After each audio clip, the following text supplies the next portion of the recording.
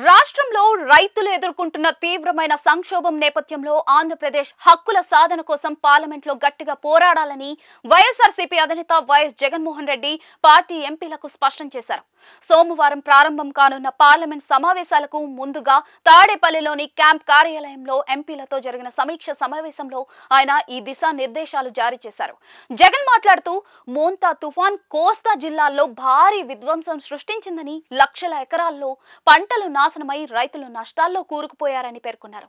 కేంద్ర రాష్ట్ర ప్రభుత్వాలు వారికి చేయూతనివ్వడంలో విఫలమయ్యాయని ఆయన తీవ్ర ఆవేదన వ్యక్తం చేశారు. గతంలో తమ ప్రభుత్వం ఆర్బీకేల ద్వారా పంటలను నేరుగా కొనుగోలు చేసి కనీస మద్దతు ధర కల్పించిందని, ఇప్పుడు ఆ వ్యవస్థ నిర్వీర్యం కావడంతో దళారుల అణచివేత తిరిగి మొదలైందని ఆయన విమర్శించారు.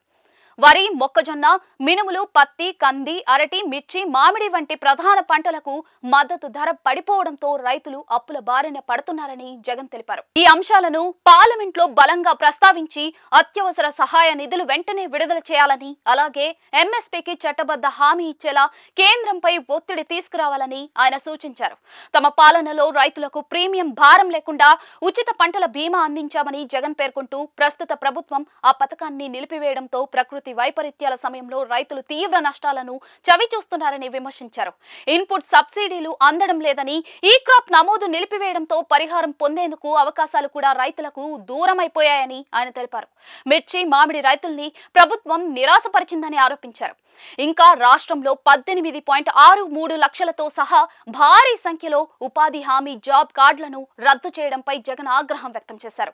దీనివల్ల గ్రామీణ కుటుంబాలు నేరుగా జీవనోపాధి కోల్పోతున్నాయని, అర్హులైన వారి జాబ్ కార్డులను వెంటనే పునరుద్ధరించి పెండింగ్ వేతనాలు చెల్లించాల్సిందిగా ఎంపీలు డిమాండ్ చేయాలని అన్నారు.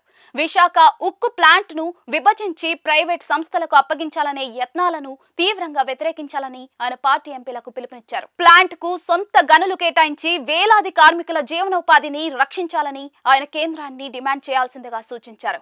రాష్ట్రంలో శాంతి భద్రతలు దిగజారాయని, రాజకీయ కక్ష సాధింపులు పెరిగిపోయాయని, సంక్షేమ హాస్టళ్లలో విద్యార్థులకు కనీస సౌకర్యాలు లేకపోవడం తీవ్రమని జగన్ పేర్కొన్నారు.